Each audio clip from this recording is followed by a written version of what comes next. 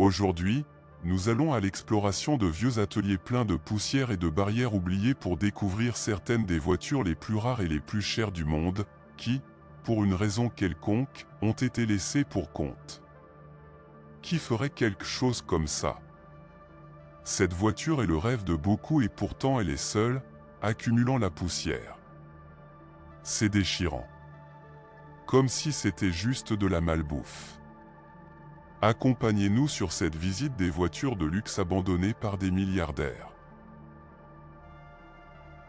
Numéro 1. Bugatti Veyron. Ce type de voiture n'est pas quelque chose que l'on laisse simplement oublier. Son prix est d'environ $1 million, il serait donc normal pour son propriétaire de s'en occuper comme un trésor. Cependant, ce modèle est arrivé en Russie en 2013 et n'a jamais été enregistré ou assuré. Il a fini par garer dans un garage souterrain. Au début, il était couvert par un étui protecteur, mais au fil du temps, cette couverture a disparu, probablement volée et la voiture a commencé à accumuler de la poussière. Au fil des ans, les gens ont commencé à écrire sur la saleté de la voiture et à laisser des dessins. Ainsi est resté, abandonné, entre 2016 et 2019. Certaines versions garantissent que le propriétaire ne pouvait pas le revenir parce qu'il a été arrêté et envoyé en prison. Ce modèle, le Bugatti Veyron 16.4, a été fabriqué entre 2005 et 2015. Il a un impressionnant moteur W16 à 8 litres avec 4 turbos, capable de générer plus de 1000 chevaux. Il peut accélérer de 0 à 100 en seulement 2,5 secondes et atteindre une vitesse maximale de 407 km/h, 253 000 par heure. Seulement 450 unités ont été fabriquées, toutes conçues pour une élite d'acheteurs, millionnaires, célébrités et athlètes. Il est connu que Cristiano Ronaldo en possède un et est évalué à plusieurs millions de dollars. Cela en dit long sur à quel point cette voiture est exclusive. Numéro 2. Ferrari F40, le mystère d'une voiture légendaire. Ude Hussein, fils de l'ancien Iraki Saddam Hussein, était connu pour sa collection extravagante de voitures de luxe. On estime qu'il comptait environ 1200 véhicules exclusifs, dont beaucoup ont acquis de manière non conventionnelle.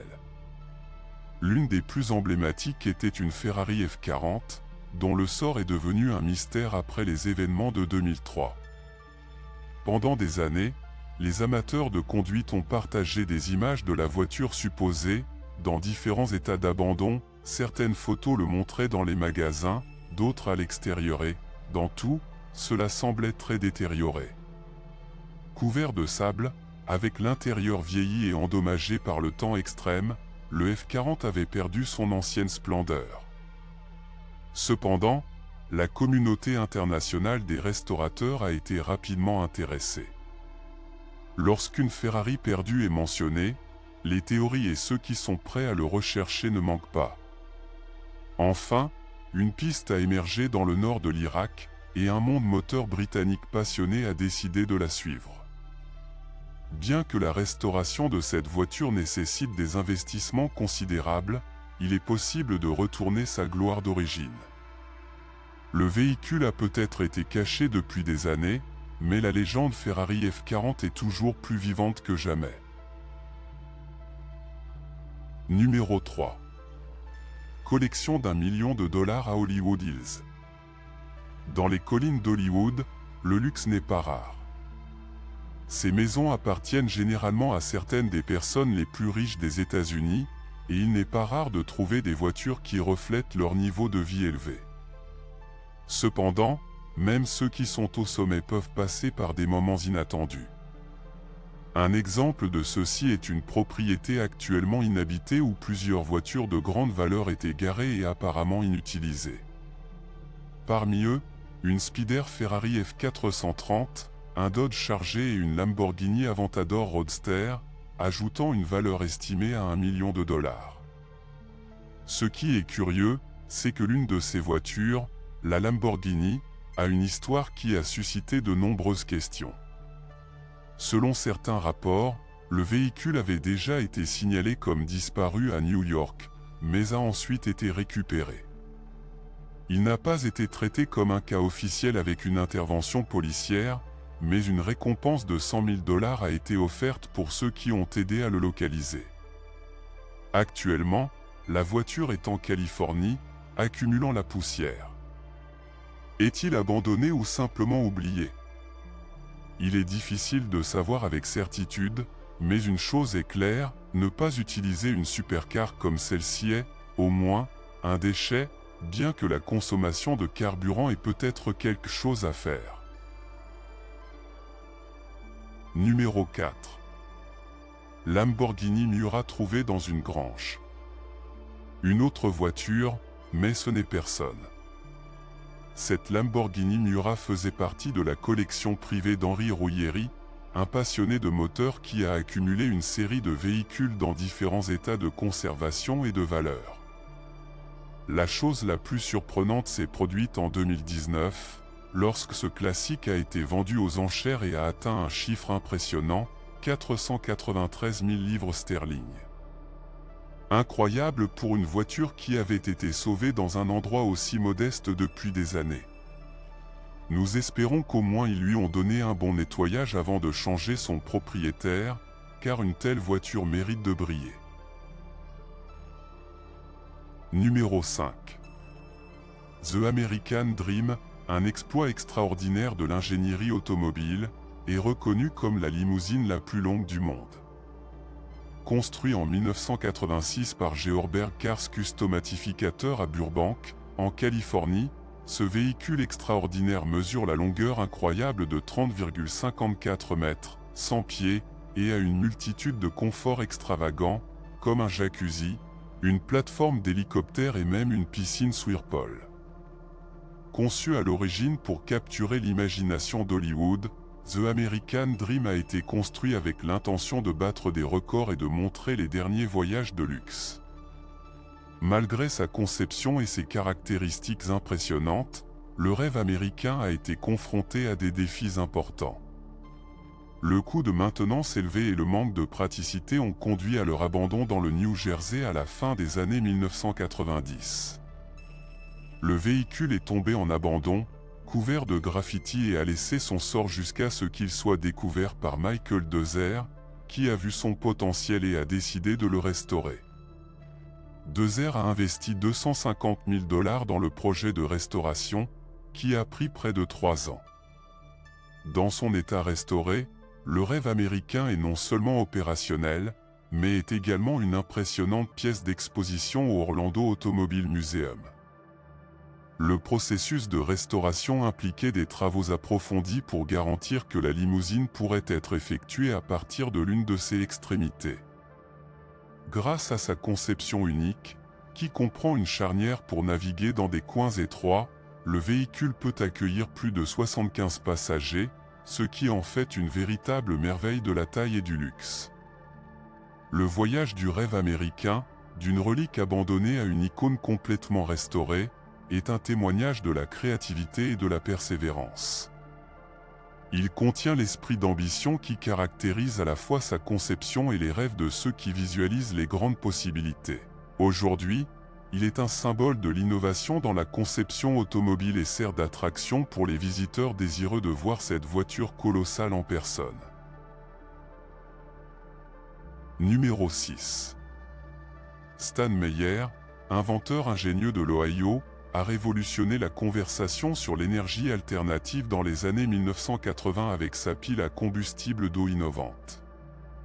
Contrairement aux dispositifs d'électrolyse courants, Meyer a déclaré que son invention pourrait diviser efficacement les molécules d'eau en hydrogène et en oxygène en utilisant une quantité minimale d'énergie électrique et de fréquence de résonance, une technique non publiée à l'époque. Meyer a démontré sa technologie dans un buggy de Dune qui, selon lui, a travaillé exclusivement avec l'eau, en utilisant les gaz générés par sa cellule de combustion. L'idée d'un véhicule qui s'est déplacé le long de la route avec un réservoir plein d'eau, déjà hors de la pluie, eh bien, l'océan ou même de l'eau fondue de la neige, a capturé l'imagination du public et a promis d'être une alternative de carburant abondant, durable et écologique à l'huile. L'agitation autour de la pile à combustible à eau de Meyer était énorme. Il est apparu dans des segments de nouvelles locaux qui le présentaient comme quelqu'un qui transformait un vieux rêve en réalité, utiliser de l'eau pour déplacer les voitures. Cependant, la communauté scientifique a reçu les déclarations extraordinaires de Meyer avec scepticisme, remettant en question la validité et la reproductibilité de ses résultats. Tragiquement, le voyage de Meyer s'est terminé par une manière abrupte et mystérieuse le 20 mars 1998. Bien qu'il dînait dans un restaurant, il a connu un épisode inquiétant. Soudain, il se leva, lui a attrapé la gorge et a dit « Ils m'ont empoisonné ». Peu de temps après, il s'est évanoui et est mort. Bien qu'il ait été officiellement signalé que la cause de sa mort était un anévrisme cérébral, cela n'a pas arrêté l'émergence de diverses théories du complot. De nombreux adeptes de Meyer pensaient que sa mort était liée à son invention, qui était une menace pour l'industrie pétrolière mondiale. Après sa mort, l'intérêt pour sa pile à combustible à eau a continué de croître, plusieurs passionnés essayant de reproduire leur technologie. Cependant, à ce jour, personne n'a conclu de manière concluante un modèle fonctionnel qui reproduit les résultats que Meyer a déclarés, qui continue de nourrir le mystère autour de son invention. Numéro 7. Permettez-moi de partager une histoire qui a donné quoi parler des réseaux. Récemment, une image qui montre un robot abandonné, oublié dans la forêt est apparue. Cette image a soulevé de nombreuses questions sur l'avenir de la technologie et le destin des innovations qui tombent dans l'oubli. Que pensez-vous est arrivé à ce robot? Est la fin d'une époque, ou y a-t-il autre chose derrière son abandon? Numéro 8. Viktor Grebnik, un entomologiste de l'auto-appareil russe, des années dédiées à l'étude des insectes, a convaincu qu'il cachait des compétences spéciales, comme l'antirave. Dans les années 1980, tout en explorant la steppe sibérienne, il a eu une expérience inhabituelle. En se reposant sur le sol, il a ressenti des maux de tête, bourdonnant dans ses oreilles et une saveur métallique dans sa bouche. Il a découvert que sous lui, il y avait une ville souterraine des abeilles, qui suscitait son intérêt pour la structure des abeilles et leurs éventuelles propriétés extraordinaires. Grebnik a commencé à expérimenter les nids d'abeilles et a remarqué qu'ils émanaient d'une chaleur inhabituelle, quelque chose qui ne pouvait pas être détecté par des instruments scientifiques communs. Il a développé l'hypothèse selon laquelle les modèles géométriques des nids d'abeilles ont généré un champ de force qui pourrait modifier l'environnement sous des formes inattendues. Lors de l'examen des coquilles de chitine d'insectes au microscope, il a découvert une structure extrêmement ordonnée qui semblait avoir des effets anti-gravitation. Dans une expérience, essayant d'aligner deux plaques de chitine, l'une d'elles flottait brièvement dans l'air avant de s'installer, ce qui l'a amené à enquêter davantage sur le potentiel antigravissement de ces structures. Convaincu de ces découvertes, Grebnik a construit une plateforme équipée de milliers de coquilles d'insectes dans sa partie inférieure, déclarant qu'elle pourrait voler à des vitesses allant jusqu'à 100 km/h et s'élever à 300 mètres au-dessus du sol. Il a également assuré que l'appareil a rendu l'utilisateur invisible par le bas et l'a entouré d'un champ de force qui a neutralisé l'inertie et la pression dynamique. Malgré l'ampleur de ces déclarations, Grebnik a été confronté à un grand scepticisme par la communauté scientifique. Ses tentatives de brevet son invention en 1992 ont échoué, et bien qu'il ait écrit un livre détaillant ses conclusions, avant la publication, des centaines d'images et de régimes cruciaux ont été éliminés, ce qui a généré des soupçons concernant la censure de son travail. Certains croient que leurs recherches ont été considérées comme trop perturbatrices ou dangereuses pour être divulguées au public, tandis que d'autres suggèrent qu'il a été victime d'une conspiration au sein de la communauté scientifique et éventuellement des agences gouvernementales. Numéro 9. Caché dans les forêts tropicales de Porto Rico, les restes de l'observatoire Arecibo sont érigés comme un rappel mobile de l'ambition et de l'exploration scientifique. Autrefois la plus grande radio au monde, elle a été inaugurée le 1er novembre 1963 et a joué un rôle crucial dans la recherche astronomique pendant plus de 5 décennies. L'observatoire a été principalement conçu pour étudier les astéroïdes, les étoiles et les planètes, en utilisant son impressionnant réflecteur sphérique de 305 mètres pour capturer et analyser les ondes radio des corps célestes. L'observatoire Arecibo n'était pas seulement une merveille de l'ingénierie, mais aussi un lieu de découvertes innovantes qui ont contribué de manière significative à notre compréhension de l'univers. Il était fondamental dans plusieurs efforts scientifiques, notamment des études de radars de planètes de notre système solaire et de la célèbre transmission de 1974 destinée au globular Cumulus M13, dans le cadre de la recherche de l'intelligence extraterrestre, SETI. Au cours de ces années de fonctionnement, l'Observatoire a reçu de nombreux prix pour ses contributions à la science, y compris des études qui ont conduit à 2 prix Nobel. Cependant, l'Observatoire a été confronté à des défis importants au cours des dernières années de son opération. En 2017, l'ouragan Maria a frappé Porto Rico, causant des dommages importants aux installations. Bien que des efforts aient été faits pour réparer le télescope, une faille de câble catastrophique s'est produite en décembre 2020, ce qui a conduit à son éventuel effondrement. Cet événement a marqué la fin tragique d'une époque d'exploration scientifique et d'innovation. Compte tenu de son importance historique, il y a eu des discussions sur la possibilité d'établir un centre éducatif sur le site pour honorer l'héritage d'Arecibo et éduquer les générations futures sur leur contribution à la science. Cependant, jusqu'à présent, les ruines restent principalement intactes, servant de symbole inquiétant à la fois de la réussite humaine et de la fragilité de ces projets monumentaux.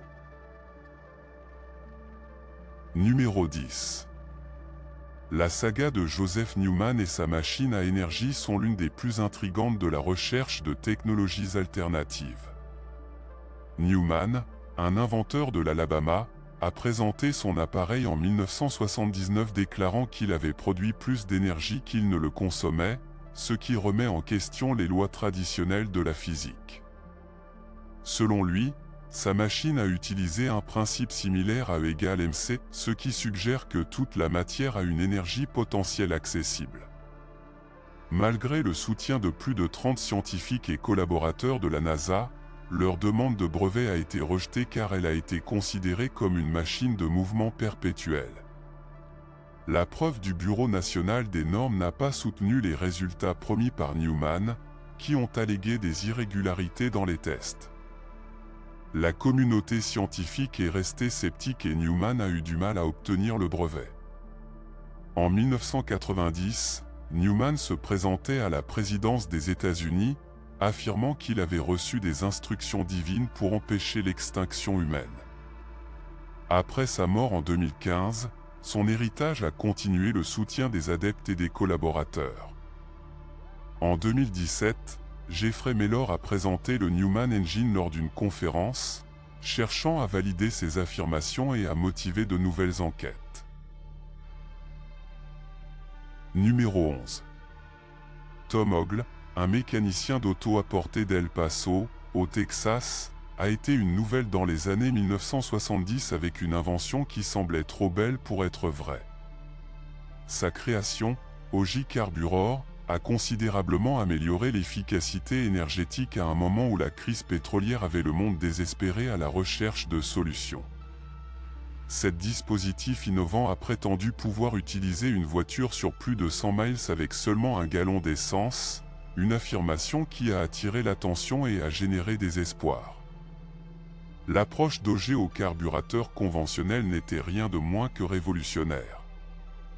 Contrairement au système traditionnel qui mélangeait l'air et le carburant avant la combustion, la conception d'Ogle a complètement éliminé le carburateur et la pompe à carburant.